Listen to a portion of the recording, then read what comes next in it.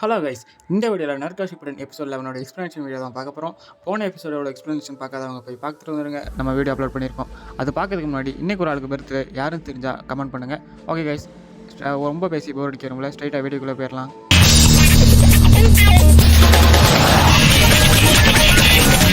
போன எபிசோடில் ஒயிட் ஃபேங்னு நினச்சிட்டு கக்காஷி அந்த கிளவி அடிக்க வந்திருக்கும். அதுலேருந்து தான் ஸ்டார்ட் ஆகுது. அடிக்க வந்ததை நருட்டோ தடுத்துறான். அதனால நருட்டோ மண்டையில 2 விழுந்துருது. அடியில் வாங்கிட்டு நருட்டோ கேட்குறான், எதுக்கு கக்காஷியன்ஸை அடிக்க வரீங்க அப்படின்னு சொல்லிட்டு கேட்டுக்கிட்டு இருக்கான். அதுக்கு அந்த கிளவி சொல்லுது, ஒயிட் ஃபேங் நீ தானே என் பிள்ளைங்கள்லாம் உன்னை பார்க்கறதுக்காண்டி தான் நான் இவ்வளோ நாள் காத்துக்கிட்டு இருக்கேன், உன்னைக்கு ஒன்று கொல்லாமட மாட்டேன் அப்படின்னு சொல்லிட்டு இருக்காங்க. கக்காஷி நான் இல்லை அப்படி சொல்ல வராரு, ஆனால் அதை கேட்க வரமாக இருக்காங்க அந்த கிளவி. அதுக்கப்புறம் தான் அவங்க பிரதர் வந்து தடுத்துட்டு, அவர் தான் முன்னாடியே செத்துட்டாரு, உனக்கு நியூஸ் வந்துச்சுன்னு தெரியும்ல, அவர் கிடையாது அப்படின்னு சொல்லிட்டு சொல்கிறாங்க.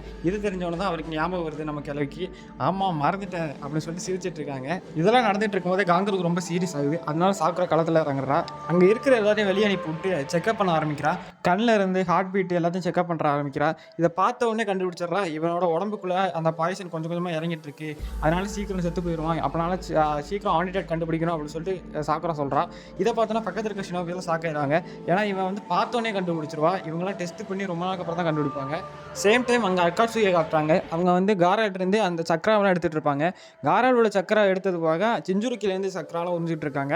அப்படியே கட் பண்ணி நம்ம காங்கரோ கட்டுறாங்க. சாக்கரா கொஞ்சம் சாதனம் வேணும்னு சொல்லிட்டு கேட்டிருப்பா. அதனால சின்ன லோஷன் மாதிரி வேணும் தயாரித்து கொடுத்துருக்காங்க.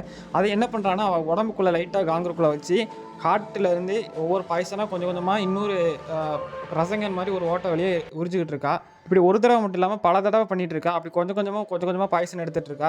இதே சேம் டைம் நருட்டோவும் கக்காஷியும் உட்காந்துருப்பாங்க. உட்காந்துட்டு இருக்கும்போது அப்போ தான் நருட்டோ கேட்பான், கக்காஷியன்ஸு ஒயிட் ஃபேங்னா யார் அப்படின்னு சொல்லி கேட்பான்.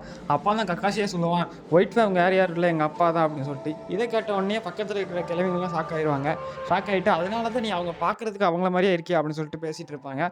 அதே சேம் டைம் நிறைய பாய்சனை சாக்கரை எடுத்துருவா. எடுத்து முடிச்சுட்டு இப்போ இவருக்கு உயிருக்கு ஆபத்து இல்லை, கொஞ்சம் பாய்சன் எடுத்துட்டேன், ஆனால் இன்னும் சேஃபாக இல்லை இவங்க, அதனால ஆன்டிடோட சீக்கிரம் கண்டுபிடிக்கணும், உங்கள் வில்லேஜில் என்னென்ன செடிகள் இருக்கோ அதில் உள்ள எல்லா மூலிகையும் எடுத்துட்டு வாங்க, அது மட்டும் இல்லாமல் பேண்டேஜெல்லாம் இவங்களுக்கு மாற்றி விடுங்க அப்படின்னு சொல்லிட்டு ஒவ்வொரு இன்ஸ்ட்ரக்ஷனாக கொடுத்துட்டு இருக்கா. இதை பார்த்தோன்னே நருட்டோக்கே ஷாக் ஆயிடுது. பரவாயில்லையா, சாக்குரை முன்னாடி ரொம்ப பதட்டமாக இருப்பா, இப்போ ரொம்ப நல்லா வேலை பார்த்துட்டு இருக்கா அப்படின்னு சொல்லிட்டு. சாக்குரை இப்படி வேலை பார்க்கறத பார்த்துட்டு நமக்கு கிளவி கேட்கும், நீ எனக்கு ஒரு ஆளை ஞாபகப்படுத்துற, சுனாடேவை ஞாபகப்படுத்துற அப்படின்னு சொல்லிட்டு அந்த கிளவி கேட்கும். அப்போ தான் நம்ம சாக்குரா சொல்லுவா, எனக்கு சுனாடை தான் கற்றுக் கொடுத்தாங்க, அவங்க தான் டீச்சர் அப்படின்னு சொல்லிட்டு சொல்லுவா. இவங்க இப்படி பேசிட்டு இருக்கும்போது லீஃப் வில்லேஜ்லேருந்து ஒரு தூது வந்திருக்கும். அது வந்து கக்காஷிட்ட கொடுத்துருப்பாங்க.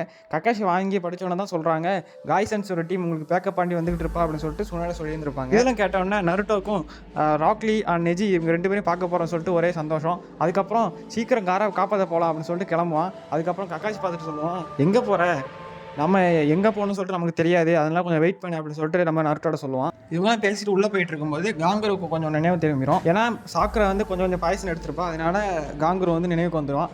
வந்தவுடனே நம்ம டெமாரியை பார்த்துட்டு நீ திரும்பி வந்துட்டே அப்படின்னு சொல்லி கேட்டுக்கிட்டு இருப்பான். டெமாரியும் சாண்ட் வில்லேஜுக்கு ஒரு பிரச்சனை, நான் எப்படி வராமல் இருப்பேன் அப்படின்னு சொல்லிட்டு இருப்பான். அதே சேம் டைம் சாக்கரா வந்து ஆன்டிடோட் தயாரிச்சுட்டு இருப்பாள்.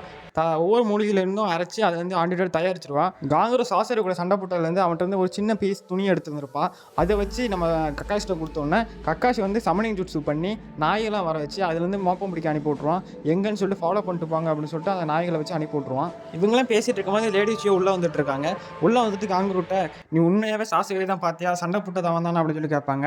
அப்போ தான் நம்ம காங்கரு சொல்லுவான், அப்படி தான் அவர் சொன்னார், கன்ஃபார்மாக நான் சண்டை போட்டது சாசரி கூட தான் அப்படின்னு சொல்லுவான். இதே சேம் டைம் சாக்கரா வந்து லோஷனை கண்டுபிடிச்சிருவா. அதாவது சாக்கரா வந்து ஆன்டி லோஷன் கண்டுபிடிச்சிருப்பா. அதை காங்கிரீட்டை கொடுத்து குடிக்க வச்சுட்டு இன்னும் கொஞ்ச நாள் நீ ரெஸ்ட் எடுத்தேன்னா சரியாக போயிடும் அப்படின்னு சொல்லிடுவா. அதுக்கப்புறம் நம்ம கேட்பன் சொல்லுவார், உங்களுக்காண்டி ரூம்ஸ் எல்லாம் ரெடி பண்ணி வச்சுருக்கோம், நீங்கள் போய் ரெஸ்ட் எடுத்துகிட்டு போங்க அப்படின்னு சொல்லுவார். இதை கேட்டோன்னே நருட்டோ கடுப்பாகி, நான் வந்து காராவை காப்பாற்ற போகணும் அப்படின்னு சொல்லுவோம். ஆனால் கக்காஷி நமக்கு ரெஸ்ட் தேவை, நம்ம ரெஸ்ட் எடுத்துகிட்டு போகலாம் அப்படின்னு சொல்லிடுவோம். இதெல்லாம் இவங்க பேசிகிட்டு இருக்கும்போது காங்கருக்கு பழைய காலத்து காராவோட ஞாபகம்லாம் வரும். காரா வந்து நருட்டோ பற்றி சொன்னது எல்லாமே ஞாபகம் வந்துட்டுரும். இதோட ஞாபகம் வந்து முடிச்ச உடனே நம்ம நருட்டோட்ட கேட்பான், நருட்டோ எப்படியாச்சும் என் பிரதரை காப்பாற்றிடுவில்லை அப்படின்னு சொல்லுவோம்.